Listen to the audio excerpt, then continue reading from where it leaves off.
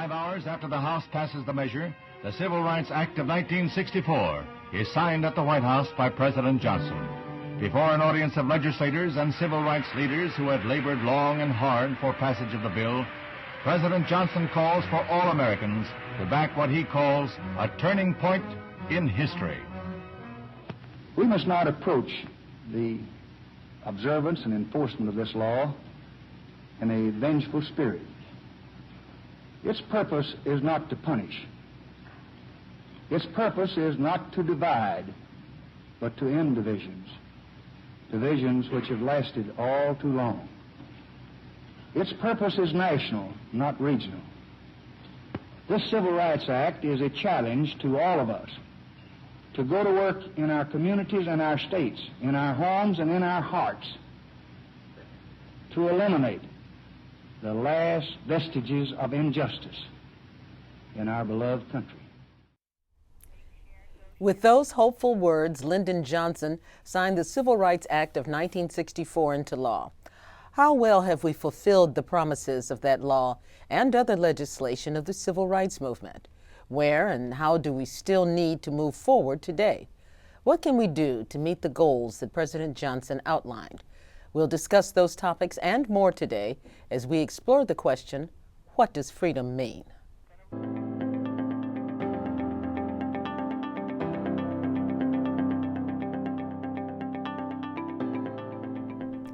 Hello, I'm Sharon Stevens. Thank you so much for joining us for today's program. Today we'll discuss the legacy of the civil rights movement and compare the promises and hopes of the 1960s to the reality of America today. We'll investigate how well freedoms have been assured through that legislation where battles for freedom remain to be fought, and how each of us can be part of carrying the movement forward. Now, to help us do that, we're joined by two guests who are perfect for this conversation. Dr. Geoff Ward, Associate Professor and Associate Chair of African and African American Studies at Washington University in St. Louis. Thank you for being here. Thank you. And we're also joined by Darryl T. Jones II, Director of Community Engagement and Partnerships for the Urban League of Metropolitan St. Louis. Thank you, too, for being here. Thank you for... Now, here's how we're going to begin our conversation. We're going to go back in time a bit to the 1960s and the successful creation of three vitally important pieces of legislation: the Civil Rights Act of 1964, the Voting Rights Act of 1965, and the Fair Housing Act of 1968. What were the organizational and strategic strengths of the movement that created the climate for this success? That's the question I'm going to put to you gentlemen. Just, give me your right off the top thought when you think about those three particular issues. Well, I know within the Urban League movement, having Whitney Young, one CEO who worked with Lyndon Johnson and Martin Luther King, I have a photo that's on my desk at work that all of them sitting at this table. And I know that some of the things that they were discussing, some of the things that we were trying to put into place from, our housing department that we've had within the Urban League movement and our employment. So workforce development was key to a lot of that civil rights movement, as well as, some of the pieces that got put together for Head Start. And again, I think those are some of the areas that kind of are forgotten in all of this, but I think all were puzzle pieces in putting together this large kind of 2, 3, 4 year span of legislation that really moved the needle forward. So, I would, I mentioned I'm an historical sociologist, and so I'm interested in the long history of the freedom movement, going back to the 19th century, really. I mean, I'll just mention, for example, beginning in the 1890s, black women in particular began to organize against all kinds of injustices affecting black children and elderly folks. And so they, and I mention this to say that certainly we should mention here the abolitionist movement, as well. But I mention this to say that I think it's important to put the 60s developments in that larger context, because really from my reading, that legislation is a culmination of kind of generations of pressure that were put on the state and the populace more generally to dismantle America's version of apartheid. And it's more, in the 1940s and 50s, you had groups like in New York City, for example, suing the state and the city for discriminatory policies in housing and in courts and other contexts. And that legislation really became a model for some of the civil rights federal legislation that was passed in the 1960s. The other thing I would add to contextualize those developments, Lyndon Johnson's supported legislation in Congress and so forth, is that the more radical dimensions of the Black freedom movement, the Black Power movement, for example, added another kind of pressure that, the more radical calls for sort of socialist reform, for example, gave leverage to the more liberal demands that King and others were advancing, and that were eventually successful in the context of that legislation. So I think you're talking organizational, no matter whether you're talking Black Power or more mainstream. Yeah, organizations. Yeah, but absolutely. And to your original question, organizing from over that whole span of time I've been talking about was key, both in terms of in social movements. And the social movement scholarship is a kind of emphasis on two things that are crucial to movements. One is the framing of an injustice, defining an injustice as such in a way that people understand and get behind. And so there's the injustice frame part that organizations are key to through their communications, through their organizations like the church, and as well as civil rights organizations broadcasting those messages, those frames, and the media, of course, Black papers were instrumental.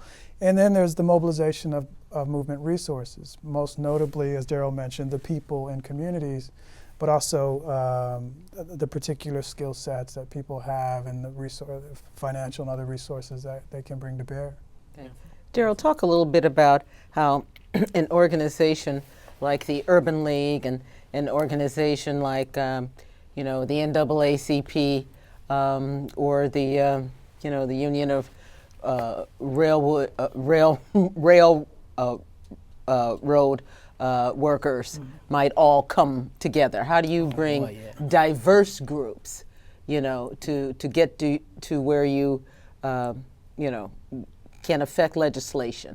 And does that kind of work today? Does that model work today? I think that that model definitely still works. So just to answer that part first, that model definitely still works and is definitely needed. And I think what helps, as the professor mentioned, is that first off, it has to have a defined focus. Whatever action has to have a defined focus. And I think sometimes, even kind of now, there's so many things. So kind of just talking about this right now, there's so many things that we're trying to focus on. Nobody really knows what to focus on. It's almost like, if you drop if water just continues to hit one spot, it can tear through foundation, right? But if it's just all over the place, nobody really knows what's going on. So at that time, so with SCLC, with the Urban League, with the Pullman Porters, all these different areas, they knew what the focus was. They knew what the goal was.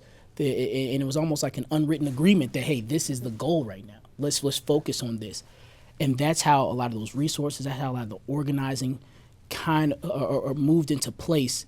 And it was almost like knocking down one door, then going to the next door, then going to the next door. And I think, as I mentioned before, nowadays it's definitely needed. You're seeing it starting to come back to that because people are realizing, hey, we're all just knocking on all these doors. We're not getting anywhere. We're just not. Seeing it? Where are we seeing it? So of course, you on a local level, you're seeing two large community organizations in the Urban League and Better Family Life coming together to start solving some of the economic issues that are plaguing our community. Kind of it's we are in economic prisons in our black community. Without opportunities. And you're seeing that, okay, hey, this is what we're going to attack right now. Let's attack this. Let's come together. We both have these boards. We have resources. We have dollars. Let's put some of this attention on here and see how this affects this.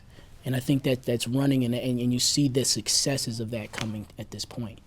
That's just on a local level. On a larger level, obviously, there's many more organizations that are working together. So. Well, how can we advance this, improving economics? How can we get that focus there?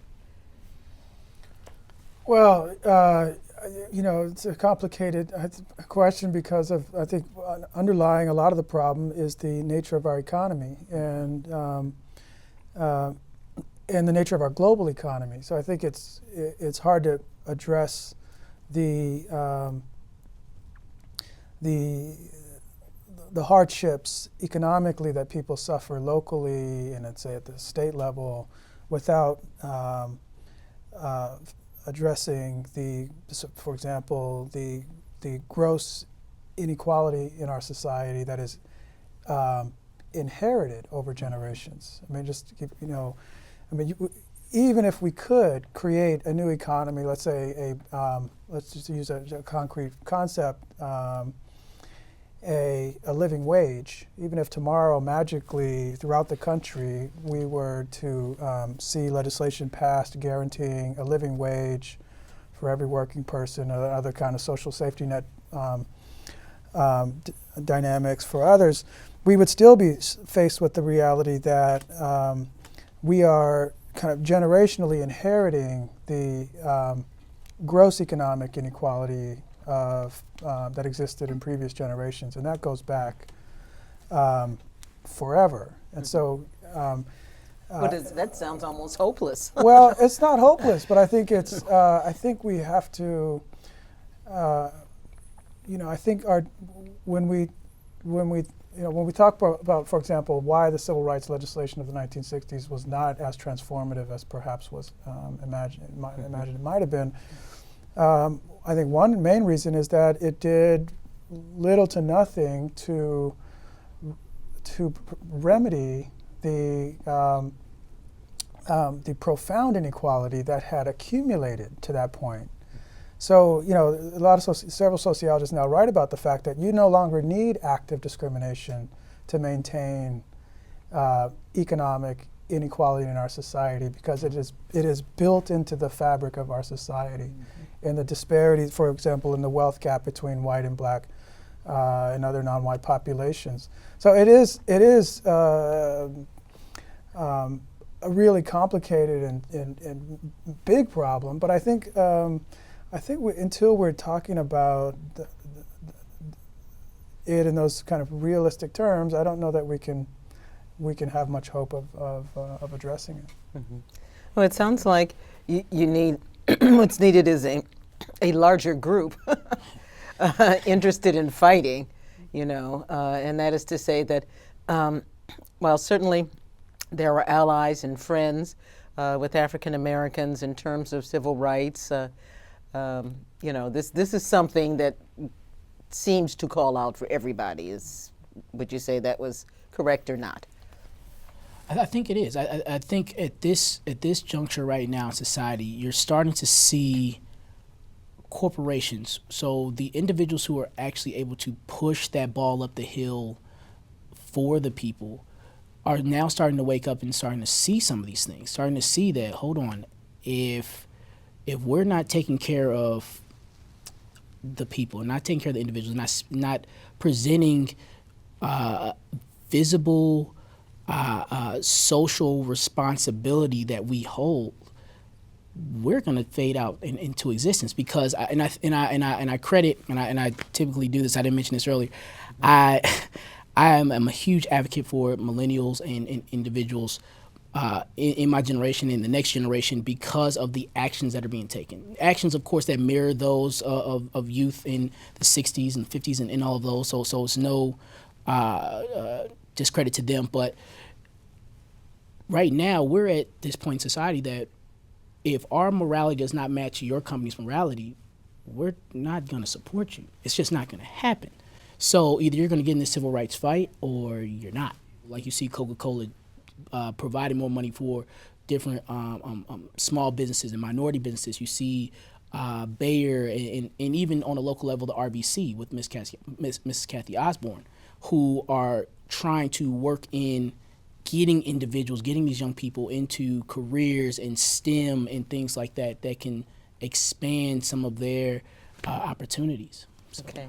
We're going to come back to that, but I think I didn't mention that we do have a group of students who are with us today who are watching from Wentzville High School, I believe, and we have a question from one of the students here. If you look at the lower part of the screen, the question is, how do you balance business interests in keeping costs down with workers' needs for more compensation? Are there examples of success that we can build on? It's the economy, as they say. Well, I think I can speak for Darryl and say neither of us are business. I'm not a business owner. I mean, I know that, but the question raises the fundamental tension I was speaking to.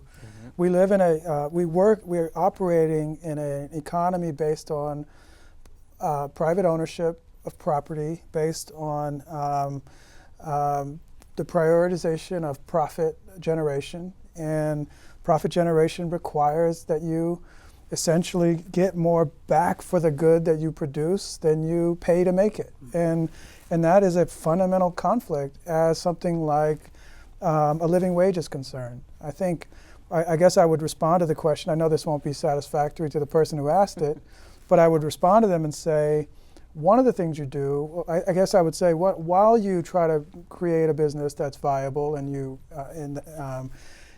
and just, in terms of your workers and their treatment, also advocate for policies that take some of the burden off of individual business owners to provide for the health and well-being and housing of their workers. I mean, think about, for example, how tipping. Tipping has become so fundamental to people's compensation packages, where the burden of someone making a livelihood is pushed on the consumer, who has the option to tip or not, can afford to tip or not. So that's a model, I think, that is structurally at odds with the spirit of the person asking the question, who wants to do well by their workforce. Yeah. I mean, it's an interesting question. It's a very, very good question. And it's something that I think about a lot, especially when I'm meeting with different activist groups and things of that nature. And one of the things that I will always bring up to them is, outside of the dollars and cents, what is it that you actually want? Because you run into this situation in which, I have friends who have masters and PhDs, and then I have friends who only have high school education, and they, the debates in both group or within both groups are so interesting because somebody will say, well, hey, I think we should get $15 an hour, and then I have a friend who has a master's who is working at Starbucks, which is it's a great company, and they really care about their employees, but they're like, wait a minute, if you have a high school diploma at your highest level and you're expecting to get paid more than me, who I have a master's degree and student loans and all these other things, we're at odds now, because this is kind of crazy. And then there's also that argument of, okay, if that does go to $15 and I'm only getting $11 working at Starbucks or $12 working at Starbucks, I'm going to leave here and try to go work for this $15 an hour. So now you're not only out of a job, but now the competition level has changed. So that's why I'm like, okay, so what are some of the things you can say? And as Professor was saying is, what about looking at, okay, yes, we want more pay, we want that livable wage, but wonder if we go at the livable wage, but then say, hey, what about growth development? So maybe offsetting tuition. I know Chipotle does that, right? They, if you've been working there for so long, they will help pay for 2 classes a semester or whatever it is, things of that nature.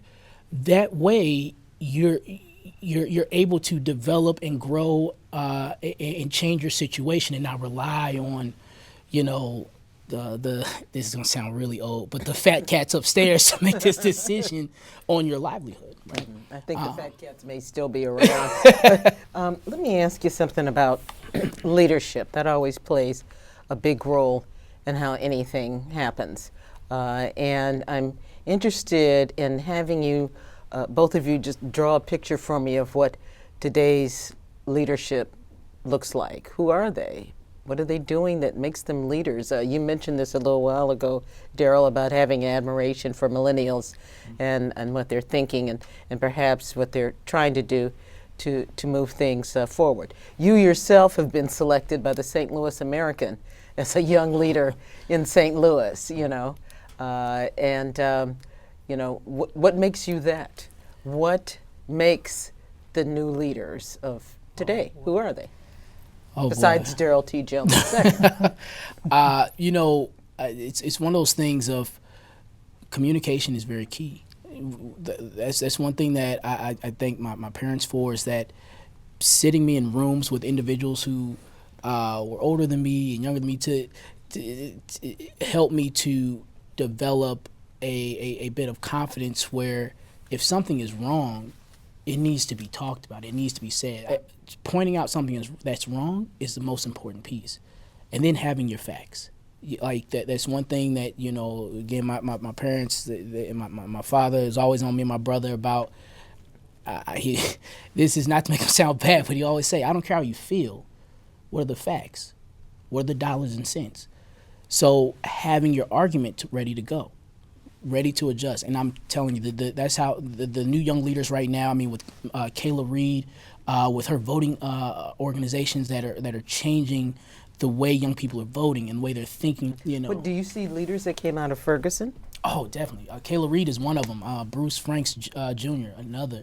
Oh, my goodness. Corey Who are Bush. these people for? Oh, excuse me. Yeah. So these are, so Kayla Reed is an activist who really has been taking advantage and changing the landscape of St. Louis. Bruce Franks is a representative now, came out of Ferguson.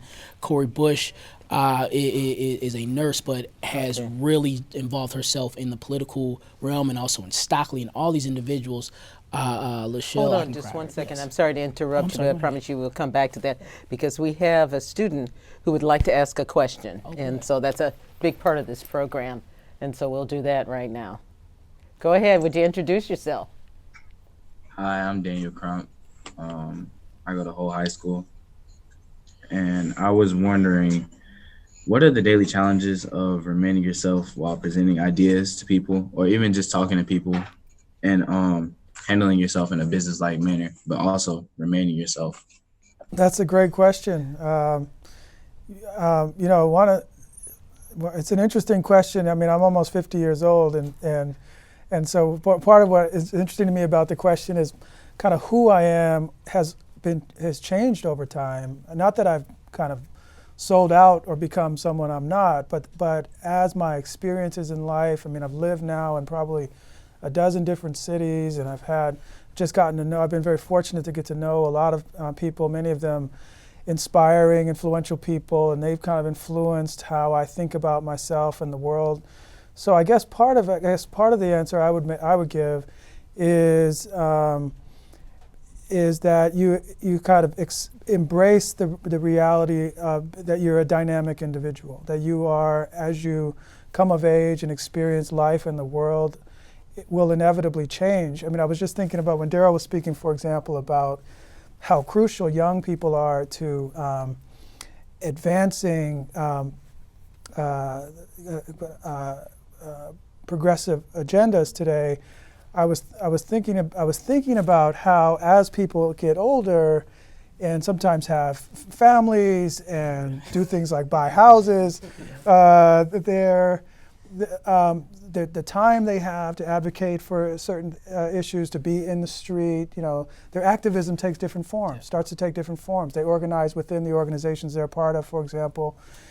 So I'm just saying all this to say that I think you should embrace the change that comes with life, and also just being confident in yourself to to maintain the strength that you clearly have now, and the confidence in your views. Definitely. I definitely agree with everything the professor said. That one more thing I'd like to add to that is it's very imperative to read. You know, a lot of people don't realize the newspaper is written at a 6th grade reading level. Even the Wall Street Journal, 6th grade reading level. Read and read and read. It is so very important to stay up on current events, stay up on past events, because again, that adds into developing that confidence that you feel like, hey, I can walk in any room and I know I can form a logical argument or, you know, give a legitimate opinion and stand behind that with facts and figures or whatever the situation is. So that's, like I said, very, very important. Yeah, we just read Black. So we were talking before, and thank you for that question, by the way, to the student who asked the question. We have another question that we have to get to, and I want to give Geoff a chance to answer this, if you would like. I was hoping to speak. Okay. So, okay, here we go. Hi. Hi, my name is Darryl. I go to Whole High School. My question is, was there any type of adversity you faced when you were younger? And what was the source of your perseverance? And do you believe it helped you even to now? Okay, that would be you, Geoff. Oh yeah, a lot of adversity. You know, I mean, I was fortunate in some respects to not experience things like poverty growing up. I was adopted when I was 1 year old, and I was adopted by a middle-class African American family, and they provided, you know, a lot of material and emotional support. Even though my parents divorced when I was young, which was an example of some of the adversity, some of the difficulty. So, you know, I think everyone who's fortunate to live long enough experiences adversity. And I guess in terms of how I was able to persevere, you know, I would credit, similar to what Darryl was saying earlier, I would credit the people around me who loved me and gave me advice and challenged me. I mean, I was a terrible, I wasn't a terrible student. I was, you know, I was smart enough to kind of get by with minimal effort in school. And I used to sleep on the desk all the time and wake up and, you know, puddles of drool. And I had kind of perfected this kind of, you know, slightly above average record, and with minimal effort, I thought I was doing well. And a couple of teachers who really cared about me said, you know, I think you were capable of a lot more than that, and they really challenged me. And you know, other people helped me find things that I was more passionate about, and those things were really crucial. And it wasn't, you know, and it wasn't like I like woke up from my nap in class and was like, oh, thank you for this advice. You know, it was I was stubborn and I thought I knew everything, and you know, but I would just take, you know, chances and try new things. I mean, one of the things I think is really challenging for young people today that wasn't the case for at least my generation is you have so much information around you. You have this sense that you can know everything in advance. Mm-hmm. Like, you know, you can Yelp what college is going to be like, or you could do a Google tour of the place. And when I was, and I think that paralyzes people and makes them less likely to take leaps of faith. And when I think just the last thing I'll say to answer your question is, I think it's so important to just to be willing to go out of your comfort zone and try something that you're not necessarily sure about, but that you think you might be interested in. That was really critical for me in my journey. Has been critical, continues to be critical in my journey. Okay. Yeah, Darryl, you want to add to that? Oh no, I think he hit it right on the nose, right? Yeah. Well, and I think these are the kinds of questions that you will come across a lot, and probably in your classes, you know, from young folks. And again, when you're talking about leadership, I mean, you're part of that group that's going to help guide them into whatever that next wave of whether it's protest or something else that they're going to be involved in, you know. And just give us some advice about what you would say to them in addition to what you've already said. Oh, well, there's different forms of protesting.